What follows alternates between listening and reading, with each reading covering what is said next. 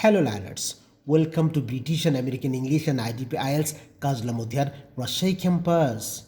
This is MPhil, Professor of English and Chairman IELTS, British Council and IDP IELTS expert and Head of ELT and Linguistics, BAETTA International, Bangladesh. As part of our MPhil PhD and research programs, paper 2, this video is on plagiarism, module 1, what and how is plagiarism.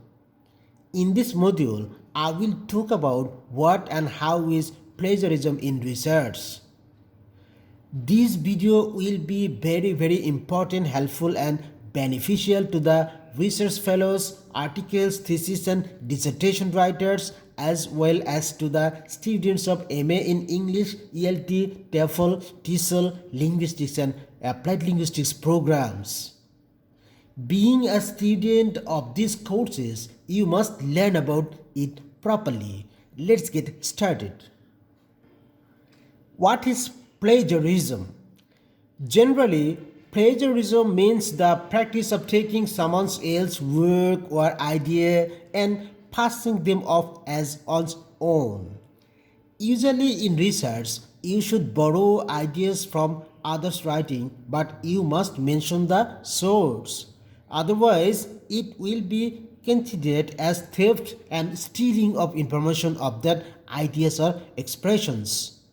We have to quote the sentences and cite the source of information which you used.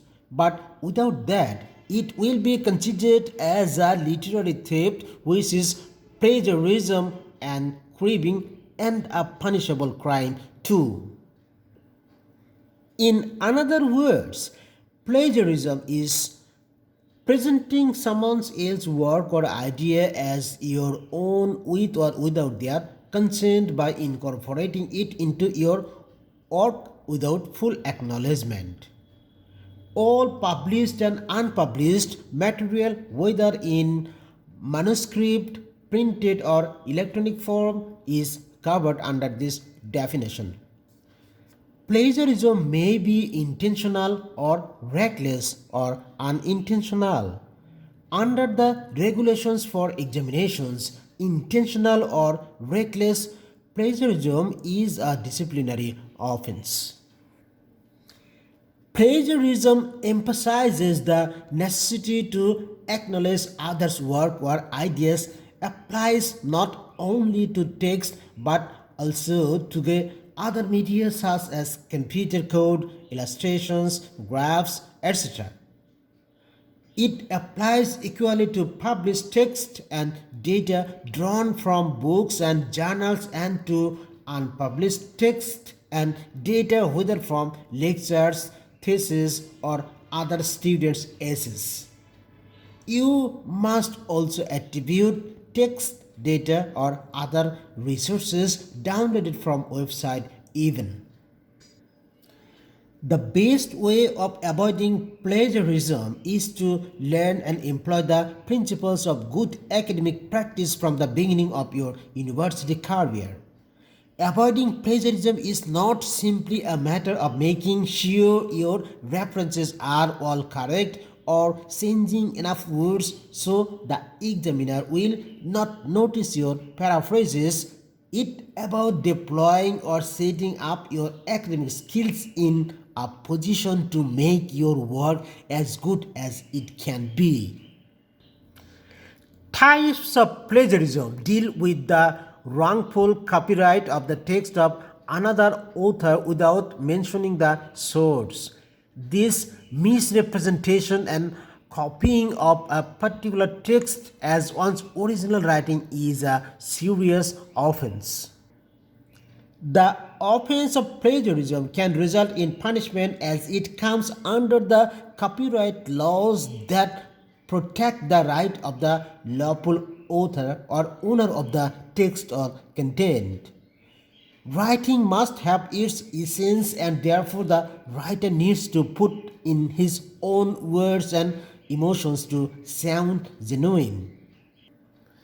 Basically, duplicate or copied content takes away the originality of the writing itself, and therefore the writing fails to reach the reader as well. Therefore, for research papers or academic papers, the writer must be careful with their source materials. Principally, if the works have even the slightest hint of plagiarism, it is not an original content anymore. Instead, it gets considered as a copied content. Therefore, for the writers, it is essential to know how to avoid plagiarism and retain the originality of writing. Above all, unique content is important for different areas of our lives. For example, you need quality, informative, and original text to promote your website in Google. Search engines carefully check relevancy of the articles, readability, and other details. Here are some examples of plagiarism.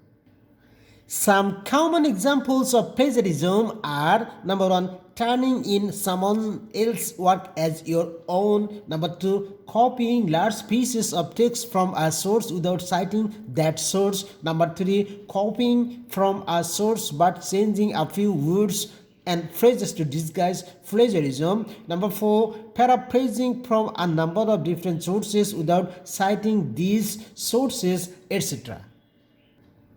Viewers, in my next video on MPhil, PhD and Research Series Paper 2, I will speak about Plagiarism Module 2, Types of Plagiarism. To speak English fluently like a native with international standard and get IELTS 8+ score, you are most welcome to join British and American English and IDP IELTS Kazla Motiar, Rajshahi Campus, Bangladesh.